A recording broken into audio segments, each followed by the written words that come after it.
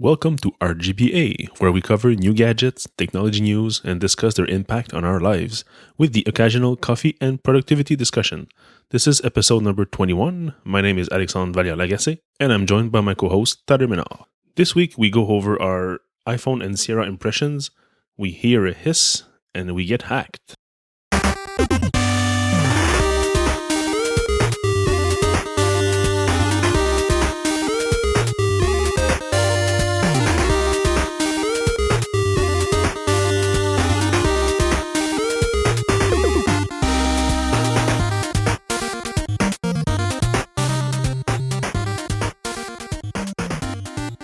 So, just quick follow-up regarding our new our new name and our new design. I recently also opened a YouTube channel with all the RGBA episodes from 1 to 20, where you can actually listen to them on YouTube.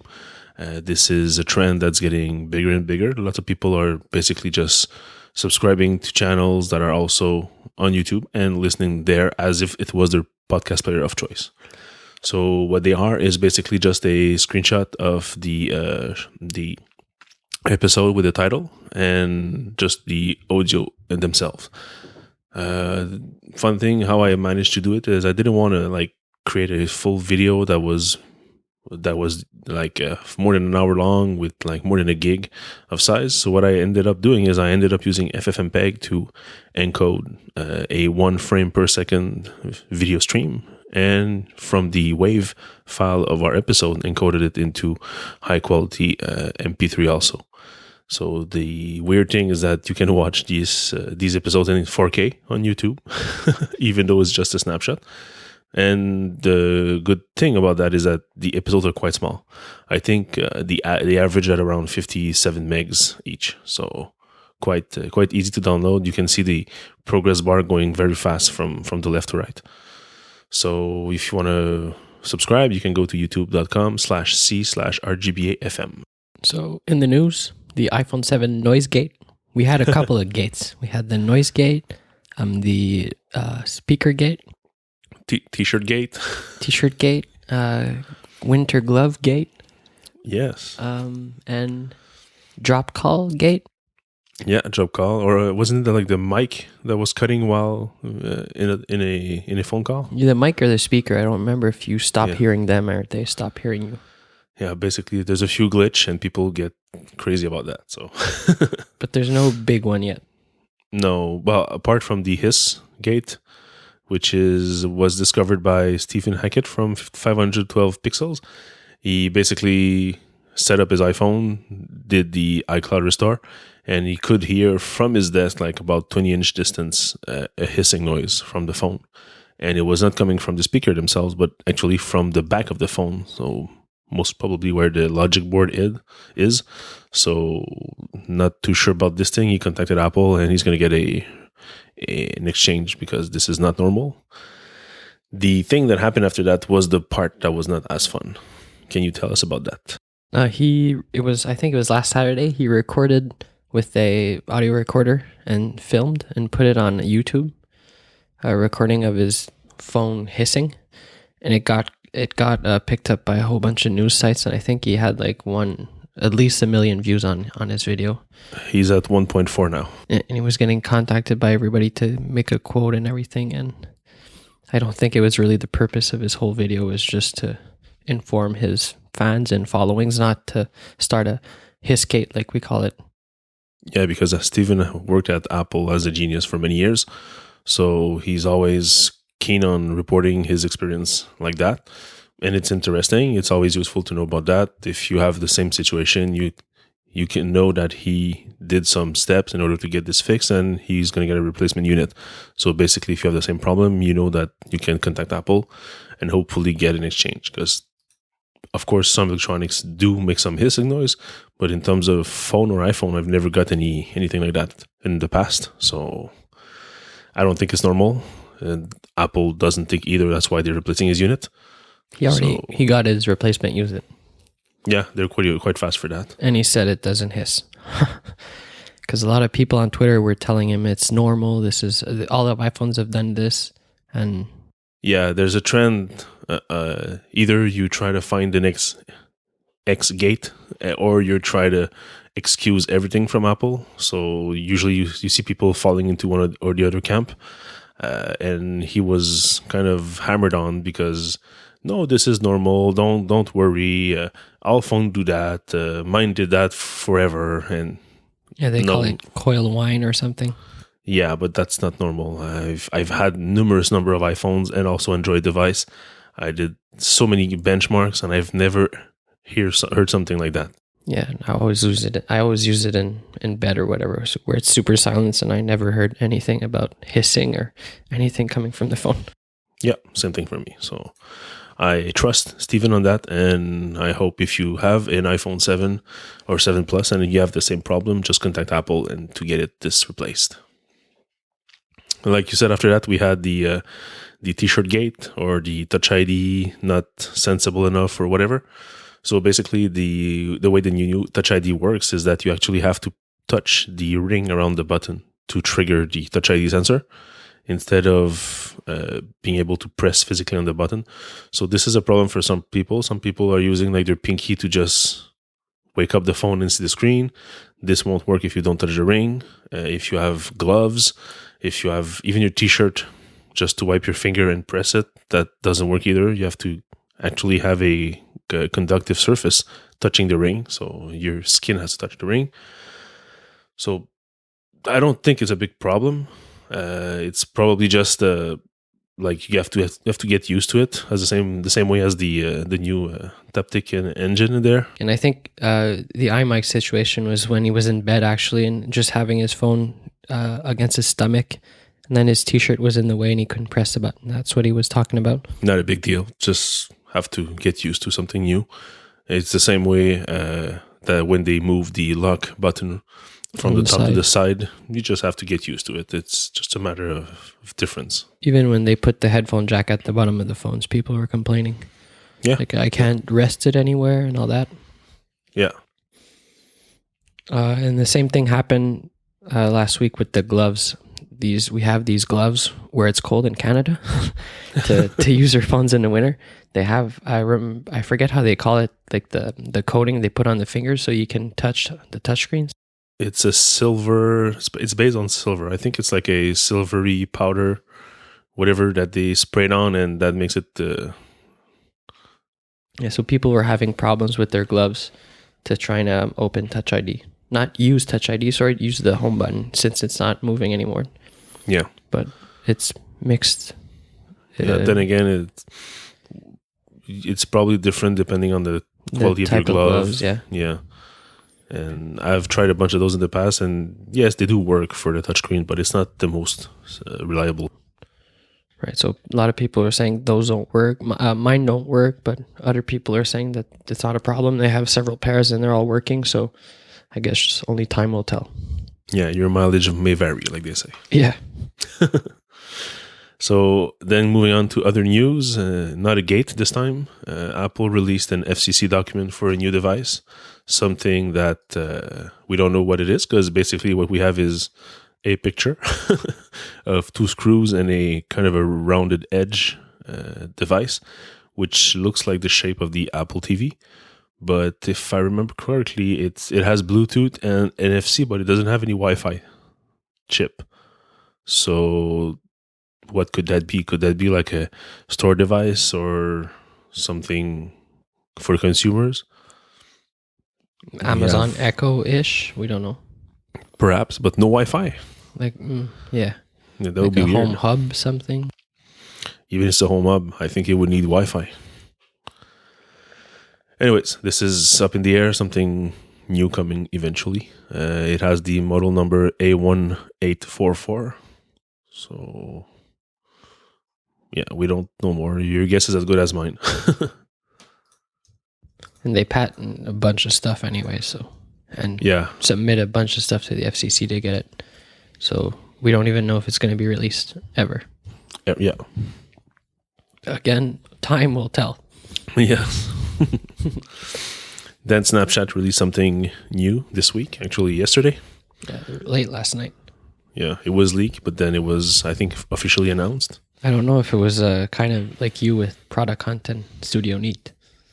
Yes, I did something not so cool in the end with that. But anyways, yeah, if you just want to cover that quickly, basically, the Monday that Studio Neat released their dock, their material dock for iPhone and Apple Watch, I basically realized that it was not yet submitted to Product Hunt, and I had a bookmark of the URL. So, well, actually, the autocomplete of my browser when I typed Studio Neat went to /doc because I tried like a couple weeks ago and just went again, and the product was there, but I did not receive an email and it wasn't on Product Hunt. So I just submitted it to Product Hunt.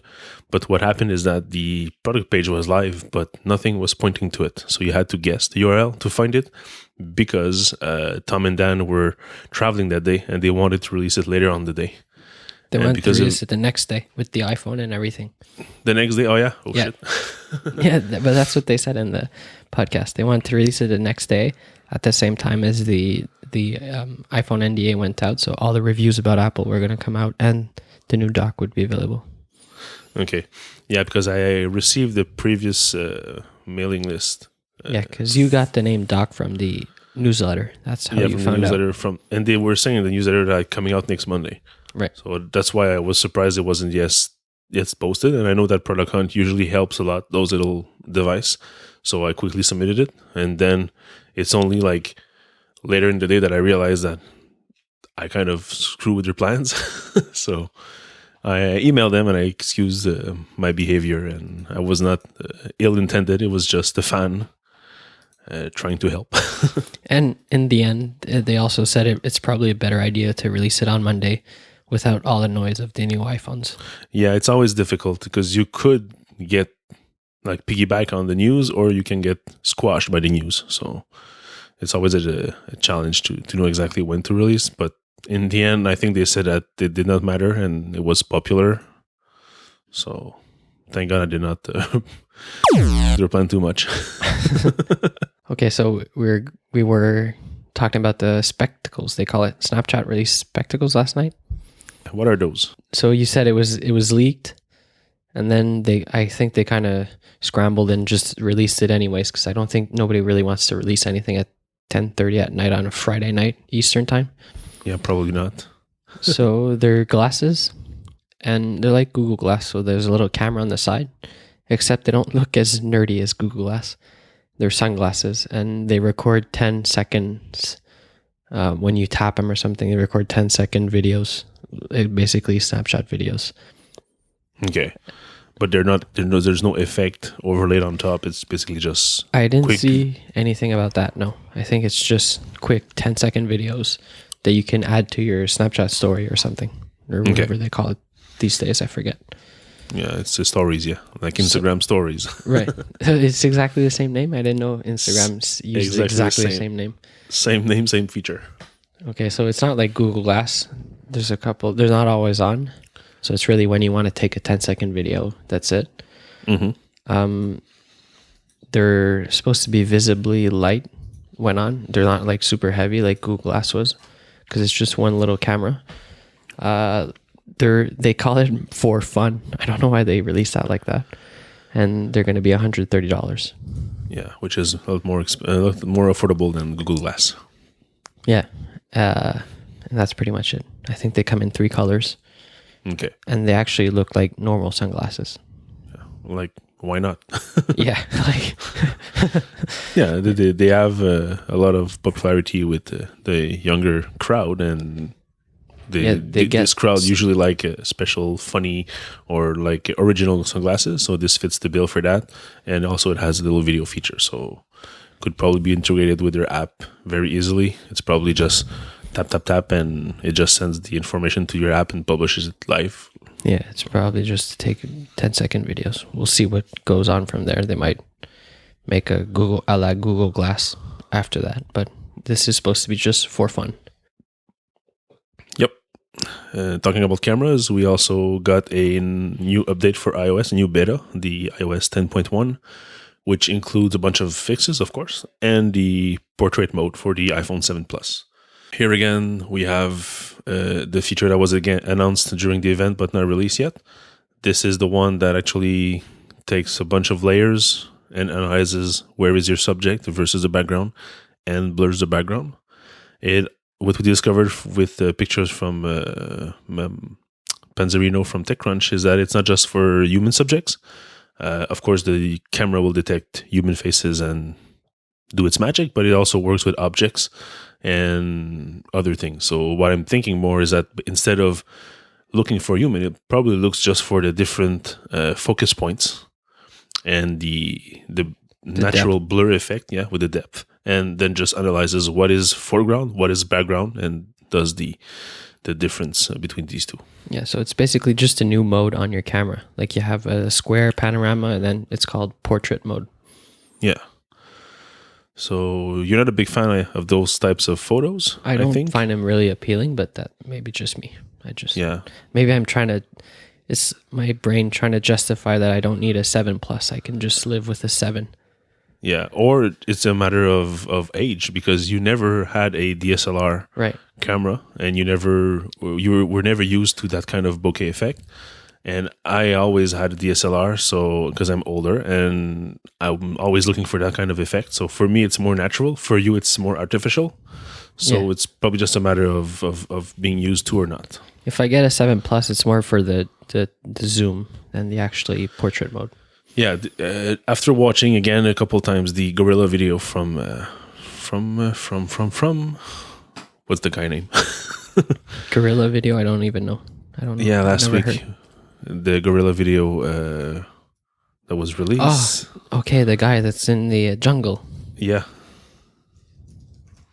he had a Studio Neat glyph too. Yes, exactly. Austin Man. Yeah. So after watching the video again a couple times, just to instead of looking for gorillas, but actually looking at how he actually does his recording and everything, I really look forward for the 2x zoom, because when you think about it, how often were you tempted to use the I use it all the time. The zoom, yeah? Yeah, and then I just say, oh no, I can't do this. It looks awful. And then I zoom back out. Yes, but you were always wanting to be closer, but this time you could actually do it. So yeah, just for the 2x, this is something to get. Some company that did not want to be in front of the camera this week was probably Yahoo. It was leaked that they had a big account breach, probably from accounts from 2008, 2010, something like that. But what actually happened is that they confirmed that it was 500 million accounts and not just 200 as initially expected. And it was not from 2008 or whatever, it's from 2014. So it's a fairly recent leak, fairly large also. And the data that was provided on the dark web is username, password, everything, like your date of birth. So basically the whole database. Yeah, whatever you wanted, and if you wanted to hack somebody or find other places where you use the same password. So I know that Yahoo forces you now to change your password, but it's still something quite bad, especially that they're expecting to be sold to Verizon.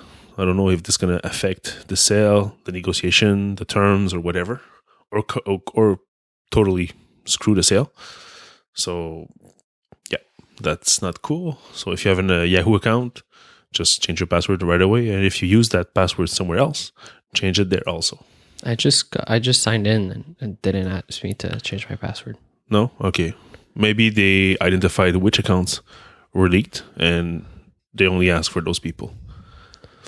How does this thing work? I don't even get how I can go to my user and change my whatever.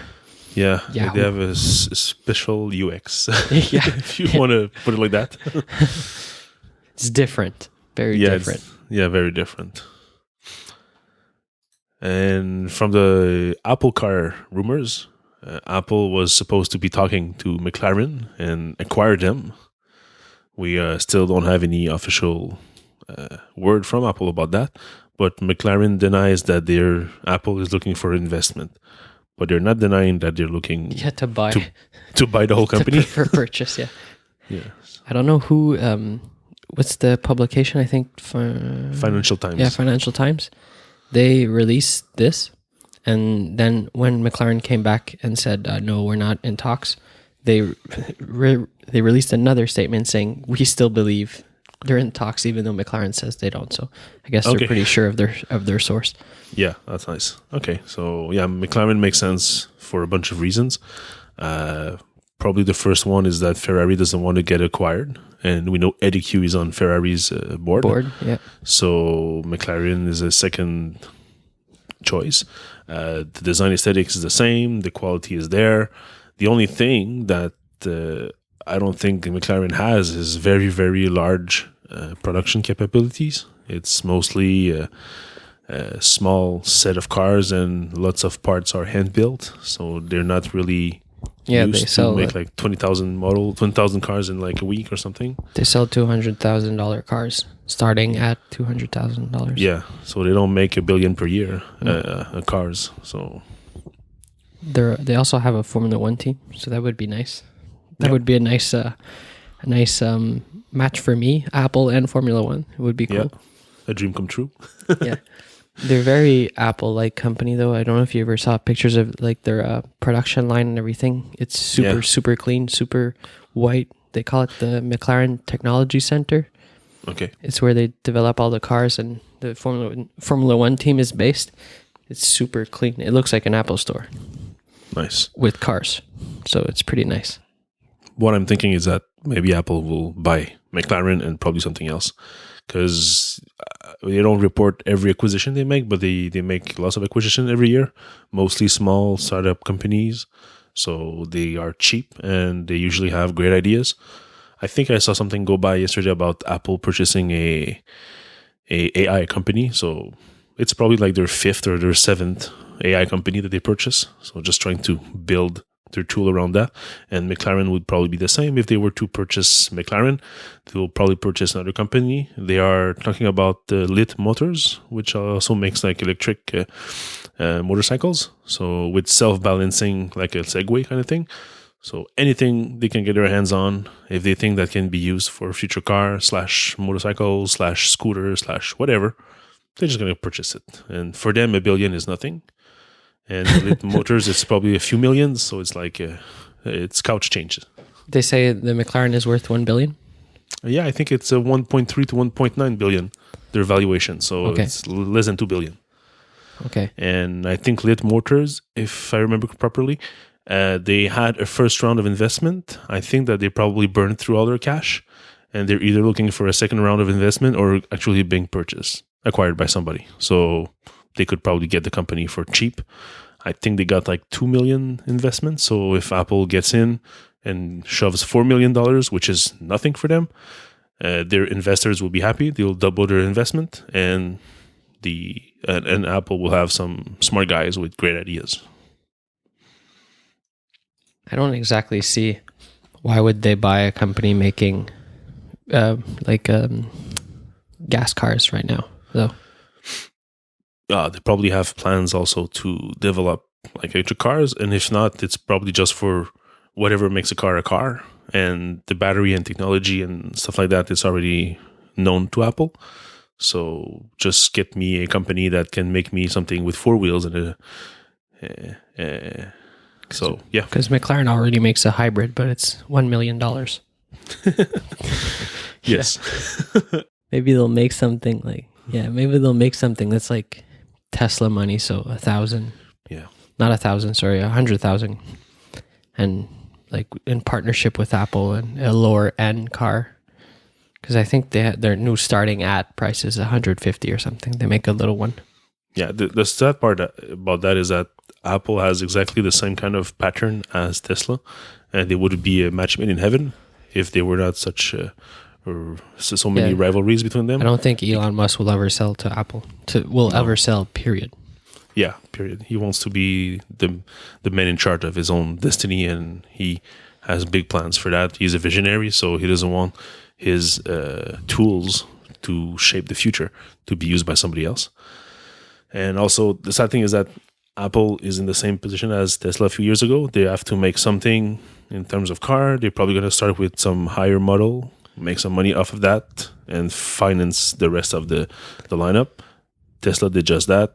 Acquiring Tesla would be the best thing because they would get something that's already solid and built and mass market instead of starting with some very expensive car that only rich people can get. So, anyways, Apple will probably do its thing on its side the way they want it and make many acquisition to kickstart part of the card that will just be in the end like a big puzzle of many parts and many technologies from acquisitions.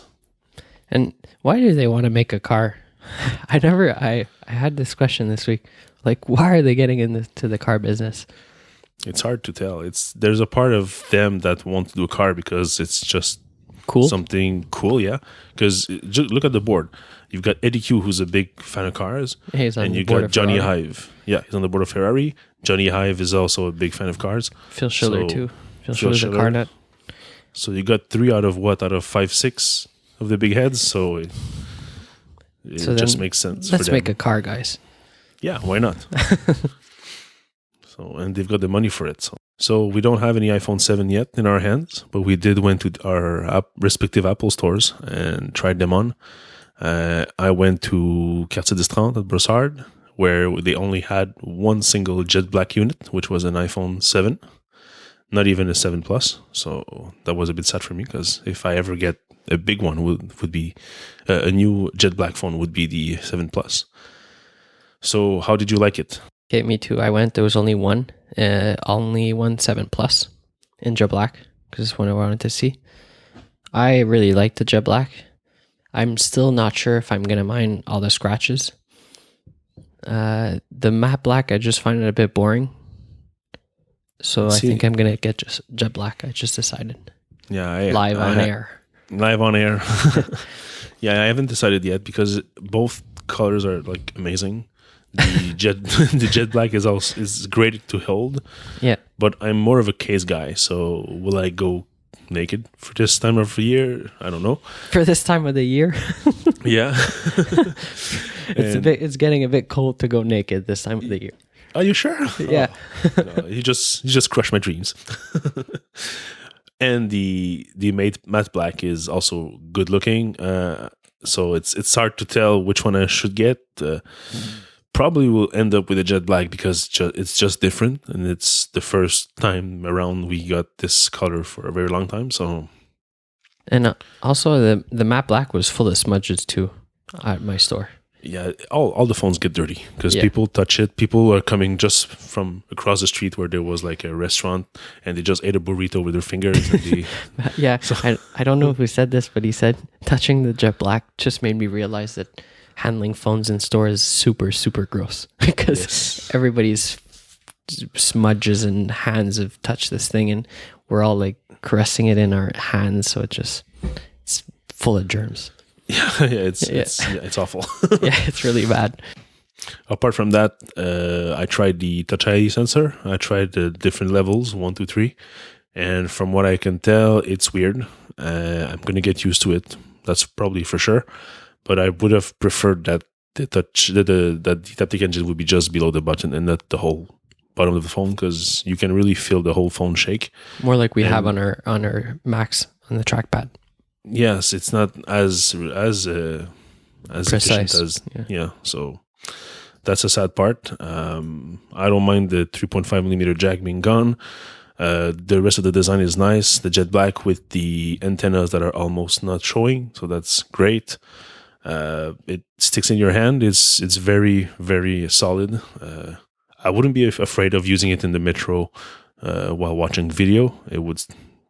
I think I've got cases that are more slippery than the iPhone 7 in jet black. So for security in your hand, I think it passes with the great grades. The camera, I had fun with that. I tried the 2x zoom and everything.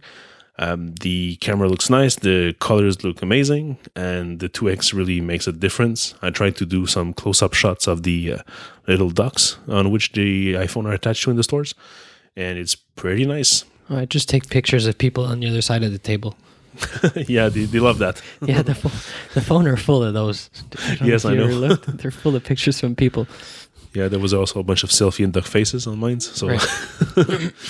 The only thing that the camera still has problem is focusing on the black thing, because I tried at first a regular gold iPhone 7 Plus, and the dock was gold, so the focusing was perfect. And then when I moved to the jet black one, the dock was black. And trying to focus on a black surface with an iPhone has always been a problem. I know that because my desk is matte glass, which is also black. And when I try to do product shots, sometimes I would try just to take my phone out and take a couple of pictures just for fun. And I would see the camera trying to hunt for the focus and try to get it right. Right. And they would have always problems. And this is the same thing again with this camera. So not a big problem, but something to get to know about if you have, let's say, a dark desk and you want to take photos, or if you want to usually take photos of stuff that are very dark, it's also maybe a problem. Other than that, anything else? I really like the way you switch from 1x to 2x. It's right above the shutter button. I don't really mind. I didn't mind the home button. I got used to it pretty quick, I find. I think it's the kind of thing you're going to start on setting 3 and slowly move all the way down to 1, just when you get used to actually tapping. People have been complaining about having the phone on a desk and trying to use the Touch ID sensor. Apparently that's a bit weird, like pressing the home button when it's flat on the ground. So we'll see about that. And I think that's pretty much it. Mine was full of scratches. Mine not. I tried to look at scratches and it was pretty clean. So either people in my store didn't mess with it, or the Ample employees swapped them once in a while. Yeah, and I was even able to scratch it with my ring. So just by handling it. Yeah, just by handling it. So that was bad. Yeah, but your ring is pretty recent. Mine is like so many years old, so it's probably getting smoother. soft. Yeah, it's getting soft. We also had the Sierra that was launched last week, so we were able to install it on our machines and test it. Not the most exciting release, but it has a few nice little additions that are going to make my life much easier. The one that I'm using the most is actually the watch unlock. So just by getting to your computer, hitting a key on your keyboard or moving the mouse, the computer tries to find your watch, and if you're close to the computer, unlocks for you. The idea is amazing. The execution is not the best. I tried it at home and at work. At home on my local Wi-Fi, it works every time in about a second, at most 2 seconds delay. But at work, it never works. I tried, it worked once, but after that, it never worked. So I don't know if it's the Wi-Fi or if it's because my computer is on wired and it's not the same network as the iPhone, which is on Wi-Fi. There must be something fishy going on with that, but basically it's never working after the first time. It's another case of your mileage might vary. Yeah, probably. Because, there's so many different configurations of networks and devices. So there's probably something there that prevents the computer from finding the watch, or it's also a 0.0 update. So if there are bugs, they might just be fixed eventually. Okay, I've since Sierra, so since Tuesday, it worked every time with unlocking with the watch, even at work when I have the computer wired in and my phone on Wi-Fi. Okay, nice. It only didn't work in the train, so I think it needs Wi-Fi anyways to work, no? Yes, I think they mentioned that in the keynote. Yeah, so it didn't work in the train, and it didn't work this morning when I was trying to open my laptop for the podcast, so okay, it's not too bad. Yeah, because we're in the morning for once instead of the evening. Right. Other than that, shared clipboard is pretty cool. Yeah, that's nice. I don't use it a lot, but when I do, it's really cool. Yeah, instead of sending stuff to, I used to send it through a Slack bot or send it to myself in Slack. Yeah, the days of sending yourself an iMessage or an email is done. Yeah, that's done. Picture in picture also, that's pretty nice. Although it's hard to find. I had to Google that to see exactly how it works. Basically, in Safari only, when you load some video, let's say YouTube, and you right-click on the video, you should have a menu with the options.